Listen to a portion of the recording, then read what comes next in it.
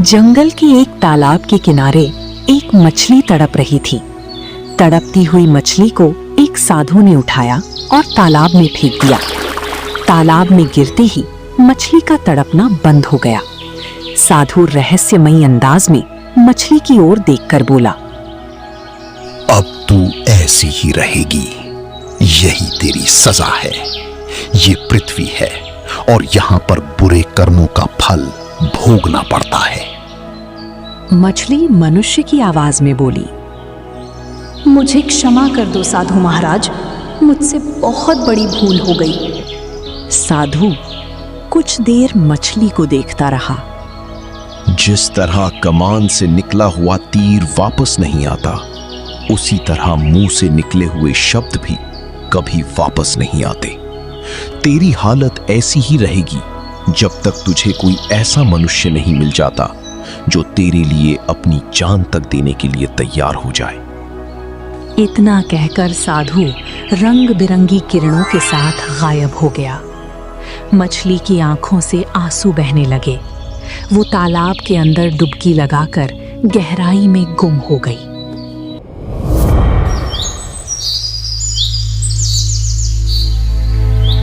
इस घटना के कुछ दिन बाद हरियापुर गांव में शंकर और अर्जुन नाम के दो भाई रहते थे। शंकर धनवान था जबकि अर्जुन गरीब था। शंकर अपनी हवेली में बैठा हुआ था, तभी अर्जुन वहां आ पहुंचा। भैया, मेरी मदद कीजिए। मदद? मैं कुछ समझा नहीं। भैया, मेरी पत्नी राधा की तबीयत कुछ दिनों से सही नहीं चल रही है। आप मेरी आर्थिक स्थिति जानते हो। मुझे थोड़ा सा धन उधार दे दीजिए ताकि मैं अपनी पत्नी का इलाज किसी अच्छे वैद्य से करवा सकूं। शंकर कुछ कहने ही वाला था कि तभी उसकी पत्नी कौशल्या वहां आ गई। हमने मदद करने का कोई ठेका नहीं ले रखा। दफा हो जाओ यहां से, तुम्हें कोई मदद नहीं मिलेगी। चौंको मत, मैं भी यही कहने वाला था। अच्छा हुआ मेरी पत्नी ने कह दिया। देखो अर्जुन, हम दोनों भाई हैं, लेकिन तुम में और मुझ में बहुत अंतर है। मैं इस गांव का धनवान व्यक्ति हूं और तुम बहुत गरीब हो। जानते हो तुम गरीब क्यों हो? क्योंकि तुम जरूरत से ज्यादा अच्छे हो, और जरूरत से ज्यादा अच्छे लोग व्यापार में कभी सफल नहीं होते। भैया, अपने अपने उसूल होते हैं। आप बेईमानी को व्यापार समझते हो और मैं अपने जीवन में कभी भी किसी के साथ बेईमानी नहीं करूंगा। दफा हो जाओ यहां से। एक तो मांगने की हालत में खड़ा है और ऊपर से प्रवचन दे रहा है। शंकर ने अर्जुन को अपमानित करके बाहर निकाल दिया। अर्जुन निराश होकर अपने घर पहुंचा। घर पर उसकी पत्नी राधा बीमार अवस्था में खांस रही थी। क्या हुआ? आप तो शंकर भैया से मदद मांगने गए थे। अर्जुन की आंखों से आंसू बहने लगे। आपकी आंखों के आंसुओं ने ही मुझे बता दिया कि भैया और भाभी ने आपका कितना अपमान किया है। लेकिन मैं हार नहीं मानूंगा राधा। मैं जमींदार से कर्ज मांगूंगा। अर्जुन जमींदार की हवेली पहुंचा। उसने अपनी मजबूरी बताई। मुझे कुछ कर्ज दे दीजिए जमींदार। तेरा भाई तो बहुत धनवान है। जाकर उससे कर्ज क्यों नहीं ले लेता? गया था, लेकिन उन्होंने अपमानित करके बाहर निकाल दिया। देख, मैं तुझे कर्ज दे दूंगा, लेकिन बदले में कुछ गिरवी रखूंगा। क्या तेरे पास गिरवी रखने के लिए कुछ है? हाँ, मेरे पास मेरा घर है। उस टूटी फूटी झोपड़ी को तू घर कहता है? दफा हो जाए यहां से। ऐसा मत कहिए जमींदार। मैं तुझे कुछ नहीं दूंगा। अर्जुन निराश होकर हवेली से बाहर आ गया। अर्जुन पूरे गांव में अपनी पत्नी के इलाज के लिए कर्ज मांगता रहा, लेकिन उसे कहीं से कर्ज नहीं मिला। कुछ देर बाद अर्जुन अपना जाल लेकर गांव के तालाब पर पहुंचा और जाल फैलाकर बैठ गया। सुबह से शाम हो गई, लेकिन उसके जाल में एक भी मछली नहीं फंसी। तभी एक दूसरा मछुआरा वहां आया। अर्जुन, तेरी किस्मत ही खराब चल रही है। सुबह से बैठे बैठे शाम हो गई, और मैं सुबह से अब तक कई मछलियां पकड़ चुका हूं, लेकिन तेरे जाल में एक भी मछली नहीं फंसी। सब भाग्य का खेल है। न जाने मेरे भाग्य में क्या लिखा है। इतना कहकर अर्जुन खाली हाथ अपने घर लौट आया। घर पर उसकी पत्नी बीमार और भूखी बैठी थी। राधा, ना तो कर्ज मिला और ना ही मछली। अर्जुन चारपाई पर लेट गया। राधा भूखी ही सो गई। अगले दिन अर्जुन फिर से तालाब पर मछली पकड़ने गया, लेकिन उसे एक भी मछली नहीं मिली। समय ऐसे ही बीतता रहा। तीसरे दिन एक मछुआरे ने अर्जुन से कहा, अर्जुन, तू एक काम क्यों नहीं करता? तू जंगल के तालाब में जाकर मछलियां क्यों नहीं पकड़ता? वहां कोई भी मछुआरा नहीं जाता। मुझे विश्वास है वहां तेरे जाल में मछलियां जरूर फंसेंगी। तुम्हारा बहुत बहुत धन्यवाद। मैं जंगल के तालाब में ही जाता हूँ। सोच रहा हूँ कि अगर जाल में अच्छी मछली फंस गई तो उसे बेचकर कुछ अनाज खरीद लूंगा और अपनी पत्नी का इलाज भी करवा लूंगा। इतना कहकर अर्जुन अपना जाल लेकर जंगल की ओर चल पड़ा। अर्जुन ने अपना जाल तालाब के अंदर फेंका। तभी अचानक उसके जाल में एक मछली फंस गई। अर्जुन जैसे ही जाल बाहर निकालने लगा, मछली रंग बिरंगी किरणों से चमकने लगी। ये देखकर अर्जुन आश्चर्य में पड़ गया। तभी मछली मनुष्य की आवाज में बोली, मुझे छोड़ दे मनुष्य, मुझे छोड़ दे। मछली के मुंह से मनुष्य की आवाज सुनकर अर्जुन चौंक गया। तुम तो कोई मायावी मछली मालूम पड़ रही हो, वरना मछलियां मनुष्य की आवाज में बात नहीं करती। मछली की आंखों से आंसू बहने लगे। हाँ, मैं एक मायावी मछली हूँ, मुझे जाने दे। मैं मजबूर हूँ, मैं कैसे जाने दे सकता हूँ? तुम नहीं जानती, मेरी पत्नी बीमार है और मेरे घर पर अनाज भी खत्म होने की कगार पर है। मैं और मेरी पत्नी कई दिनों से भूखे हैं। मछली रोने लगी। मछली को रोते हुए देखकर अर्जुन को उस पर दया आ गई। मैं किसी की आंखों में आंसू नहीं देख सकता। इतना कहकर अर्जुन ने मछली को जाल से आजाद कर दिया। मछली खुश हो गई। कुछ देर बाद वो तालाब से बाहर आई। तूने मेरे आंसुओं पर दया खाकर मुझे छोड़ दिया, जबकि तेरी पत्नी बीमार है और तेरे घर पर कई दिनों से खाना भी नहीं बना। इसलिए मैं तेरी एक इच्छा पूरी करूंगी। मैं रोज एक इच्छा पूरी कर सकती हूँ। ये सुनकर अर्जुन चौंक गया। क्या सच में? हाँ, सच में। बता, तेरी क्या इच्छा है? अगर तुम वास्तव में ऐसा कर सकती हो तो मैं चाहता हूं कि जब मैं घर पहुंचूं तो मेरी पत्नी स्वस्थ हो जाए। ऐसा ही होगा। इतना कहकर मछली तालाब के अंदर कूद गई। अर्जुन अपने गांव की ओर चल पड़ा। घर पहुंचते ही अर्जुन की पत्नी राधा उससे बोली, मुझे बहुत अच्छा महसूस हो रहा है। ऐसा लग रहा है जैसे मैं कभी बीमार ही नहीं थी। ये सुनकर अर्जुन चौंक गया। अर्जुन ने राधा का हाथ पकड़ा। चलो मेरे साथ। कुछ देर बाद अर्जुन राधा को लेकर एक वैद्य के पास गया। जरा देखिए, मेरी पत्नी अभी बीमार है या नहीं? वैद्य ने राधा की नब्ज देखी। बड़ी विचित्र बात है। तुम्हारी पत्नी को भयंकर बीमारी थी जिसका इलाज वर्षों चलता, लेकिन अब इसके शरीर में कोई बीमारी नहीं है। ये पूरी तरह स्वस्थ है। ये किसी चमत्कार से कम नहीं है। ये सुनकर अर्जुन बहुत खुश हो गया।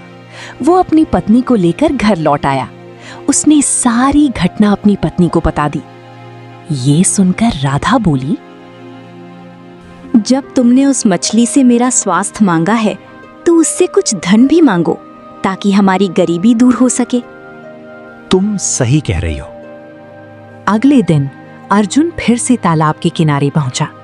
कुछ ही देर में मछली बाहर आ गई। अब तुम्हें मेरी बात पर विश्वास हो गया? हाँ, लेकिन आज मैं अपनी पत्नी के कहने पर यहां आया हूं। देखो, मैं बहुत गरीब हूं। मैं चाहता हूं कि मेरे पास इतना धन आ जाए कि मैं और मेरी पत्नी कभी भूखे ना रहें। मछली अर्जुन की ओर देखने लगी। तू एक अच्छा मनुष्य है, मैं तेरी ये इच्छा भी पूरी करती हूँ। जब तू घर पहुँचेगा तो तुझे इतना खजाना मिलेगा कि तू सबसे धनवान व्यक्ति बन जाएगा। मुझे विश्वास है कि धनवान बनने के बाद भी तू गरीबों की मदद करेगा। अगर ऐसा हुआ तो विश्वास करो, मैं तुम्हें दाना खिलाने के लिए रोज आया करूंगा। धनवान बनने के बाद मनुष्य बदल जाते हैं। क्या तुझे समय मिलेगा? चाहे कुछ भी हो जाए, लेकिन मैं रोज तुम्हें दाना खिलाने के लिए आऊंगा। इतना कहकर अर्जुन अपने घर की ओर चल पड़ा। अर्जुन जैसे ही घर पहुंचा, अचानक उसका घर हिलने लगा। ये देखकर राधा डर गई। हे भगवान, ये क्या हो रहा है? कहीं भूकंप तो नहीं आ रहा? अगले ही पल जमीन फट गई। जमीन के अंदर से एक बड़ा प्राचीन बक्सा बाहर निकल आया। जैसे ही उसने बक्सा खोला, उसमें सोना, चांदी और हीरे भरे हुए थे। ये तो इतना धन है कि हम और हमारी आने वाली पीढ़ियां तक धनवान बन जाएंगी। उस जादुई मछली ने मुझसे कहा था कि जब मैं घर पहुंचूंगा तो मुझे इतना खजाना मिलेगा कि मैं बहुत धनवान बन जाऊंगा। लेकिन मैंने मछली को एक वचन दिया है। कैसा वचन? अगर मैं धनवान भी बन गया तो भी मैं उसे रोज दाना खिलाने जाऊंगा। कुछ ही दिनों में अर्जुन की किस्मत बदल गई। अर्जुन की टूटी फूटी झोपड़ी की जगह एक आलीशान हवेली खड़ी हो गई। अर्जुन ने अपने गांव के सारे तालाब खरीद लिए। गांव के जितने भी मछुआरे थे, सभी अर्जुन के अधीन काम करने लगे। देखते ही देखते अर्जुन अपने गांव का सबसे बड़ा धनवान मछुआरा बन गया। ये देखकर अर्जुन का भाई शंकर बुरी तरह चौंक गया। एक दिन शंकर गुस्से में अपने घर के बाहर बैठा था। तभी उसकी पत्नी कौशल्या वहां आई। क्या हुआ? सुबह से देख रही हूँ आप बहुत गुस्से में हो। अपने भाई अर्जुन की वजह से। क्या मतलब? बोल तो ऐसे रही हो जैसे कुछ जानती ही नहीं। कुछ दिन पहले मेरा भाई इतना गरीब था कि अपनी पत्नी का इलाज भी नहीं करा सकता था और मुझसे उधार मांगने आया था। लेकिन अचानक उसकी पत्नी स्वस्थ हो गई और वो इतना धनवान हो गया कि आज गांव के सारे तालाब उसने खरीद लिए हैं और गांव के सारे मछुआरे उसके अधीन काम कर रहे हैं। सही कह रहे हो। बाजार में जिस किसी भी दुकान पर जाओ, हर जगह अर्जुन के तालाब की मछलियां ही दिखाई देती हैं। वो दोनों हाथों से धन कमा रहा है। समझ में नहीं आता कि उसके पास इतना धन आया कहां से। और अब तो आप उससे कुछ कह भी नहीं सकते, क्योंकि वो गरीबों की खुलकर मदद करता है। पूरा गांव अब उसे सम्मान की नजर से देखता है। तुम सही कह रही हो। मैं आज जमींदार से इस बारे में बात करता हूँ, क्योंकि जमींदार ही इस गांव का सबसे ताकतवर व्यक्ति है। उससे कहूंगा कि अर्जुन की बढ़ती ताकत उसके लिए खतरा है।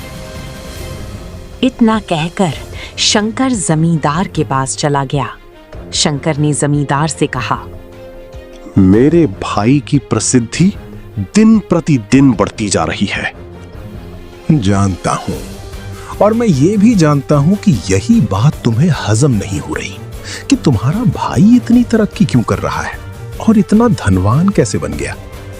हजम तो तुम भी नहीं कर पाओगे, जब देखते ही देखते मेरा भाई एक मछुआरे से इस गांव का जमींदार बन जाएगा।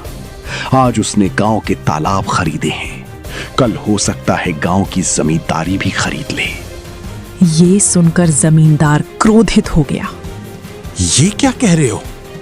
सही कह रहा हूं। उसकी बढ़ती हुई प्रसिद्धि और धन को रोकना होगा, नहीं तो हम दोनों का नामो निशान खत्म हो जाएगा।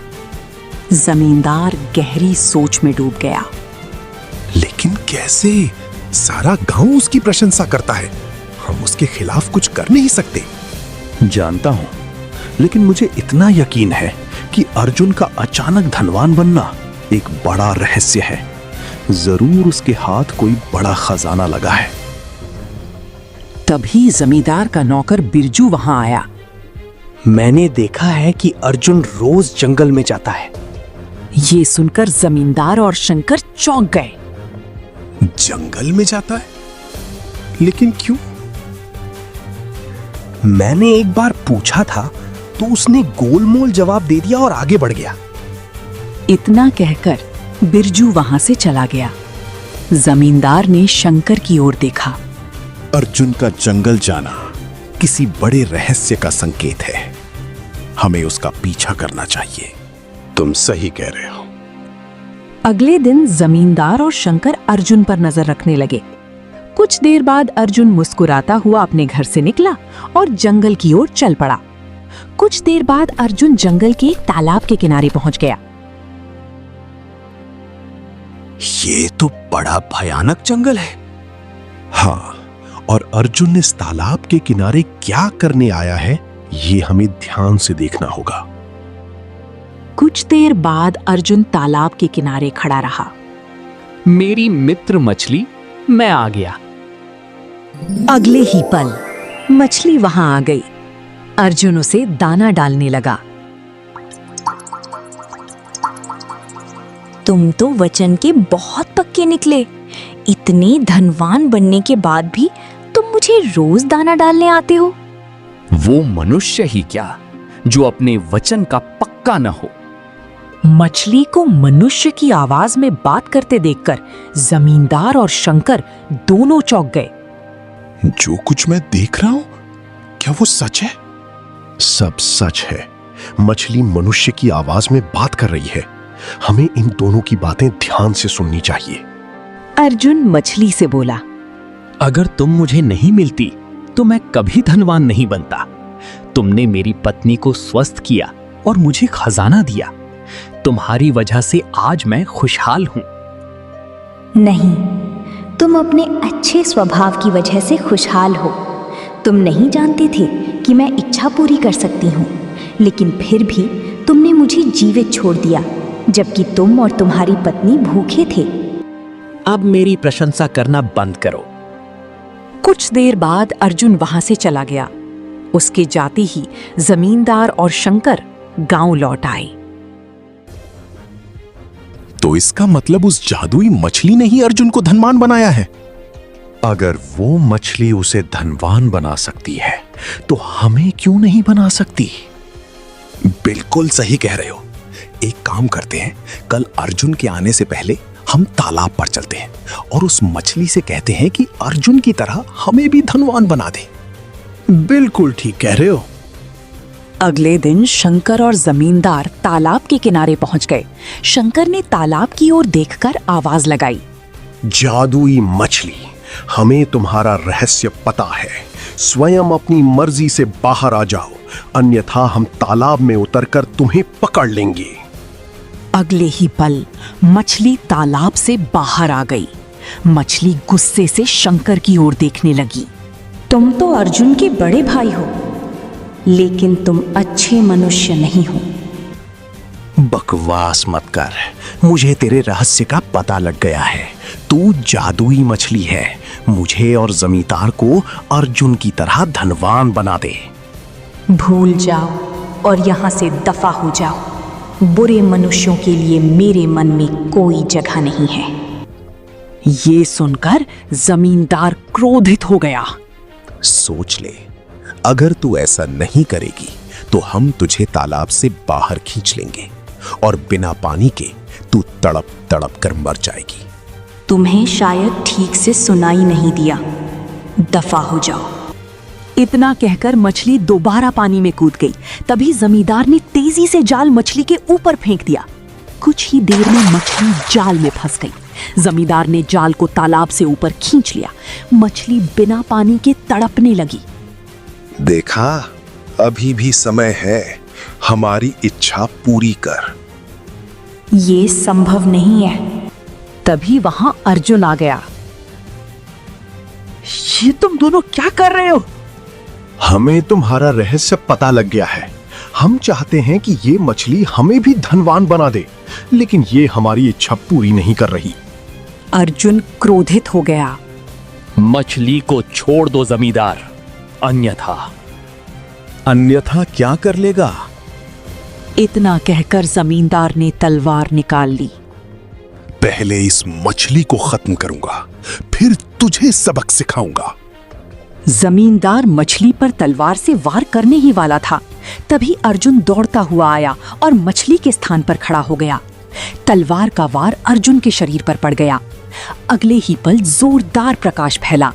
मछली रंग बिरंगी किरणों के साथ एक सुंदर परी में परिवर्तित हो गई। ये देखकर जमींदार और शंकर दोनों चौंक गए। परी की आंखों से रंग बिरंगी किरणें निकलीं। अर्जुन के सारे घाव तुरंत ठीक हो गए। तुम कौन हो? मैं एक परी हूँ। मुझे कुछ समय पहले एक साधु ने श्राप दे दिया था और उसकी वजह से मैं मछली बन गई थी। मैंने एक साधु की तपस्या भंग कर दी थी। जब मैं साधु के सामने रोई तो उसे मुझ पर दया आ गई और उसने कहा कि जब कोई मनुष्य तेरे लिए अपनी जान देने को तैयार हो जाएगा तब तू श्राप से मुक्त हो जाएगी। अर्जुन, तुमने ऐसा ही किया। तुम वास्तव में बहुत अच्छे मनुष्य हो। इतना कहकर परी ने जमींदार और शंकर की ओर देखा। अब मैं तुम दोनों को पत्थर का बना दूंगी। ये सुनकर अर्जुन तुरंत परी के चरणों में गिर गया। ऐसा मत करो। शंकर मेरा बड़ा भाई है और जमींदार का भी एक परिवार है। अगर ये दोनों पत्थर के बन गए तो उनके परिवार का क्या होगा? ये सुनकर जमींदार और शंकर की आंखों में पछतावा दिखाई देने लगा। मुझे माफ कर दो मेरे छोटे भाई। मैं हमेशा तुमसे ईर्ष्या करता रहा और तुम्हारा बुरा चाहता रहा, लेकिन उसके बाद भी तुमने मेरी जान बचाई। और मैंने तुम्हारा अपमान किया और तुम पर तलवार से वार किया, फिर भी तुमने हमें बचा लिया। इंसानियत इसे ही कहते हैं जो तुम दोनों के अंदर नहीं थी। इससे पहले कि मेरा इरादा बदल जाए, यहां से चले जाओ।